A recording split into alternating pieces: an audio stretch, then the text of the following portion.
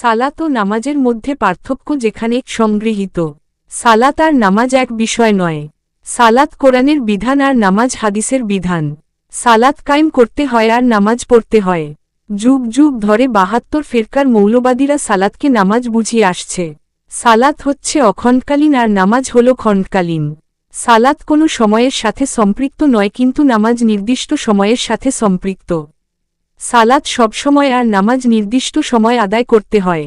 সালাতের ব্যাপারে কোরআনে আসছে কায়েম করার কথা, কিন্তু নামাজ হাদিস নির্ভর, তাই নামাজের ব্যাপারে হাদিসে আসছে পড়ার কথা।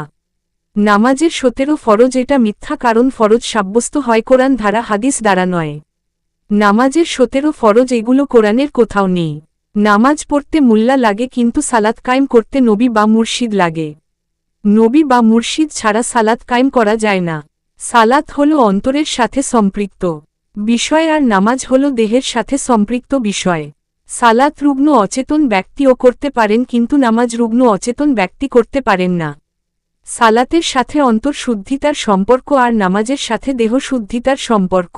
কোরআনে সালাতের কথা আসছে, নামাজের কথা আসে নাই। সালাতের কাবা কেবলা হচ্ছেন রাসূল আর নামাজের কাবা কেবলা হচ্ছে পাথরের তৈরি কাবা। কোরআনে সালাতকে চিনার জন্য, জানার জন্য রাসূল সহ নামাজের প্রবর্তন করেছেন। নামাজ হচ্ছে সালাতের প্রতীক চিহ্ন, মোতাশাবেহাত মেজাজি আনুষ্ঠানিক দিক। প্রতীক চিহ্ন অনুষ্ঠান দিয়ে হাকিকত চিনতে হয়। যেমন বিয়ে, এই বিয়ের মধ্যে পেন্ডেল করা, গেট সাজানো, মানুষকে খাওয়ানো, এগুলো বিয়ে নয়, বিয়ের অনুষ্ঠান।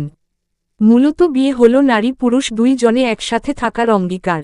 একজন নারী একজন পুরুষ একসাথে থাকার অঙ্গীকারকে বিয়ে বলে, আর বাকিগুলো সবই অনুষ্ঠান। অনুষ্ঠানের উদ্দেশ্য হল মূল বিয়েকে চিনা বা জানা।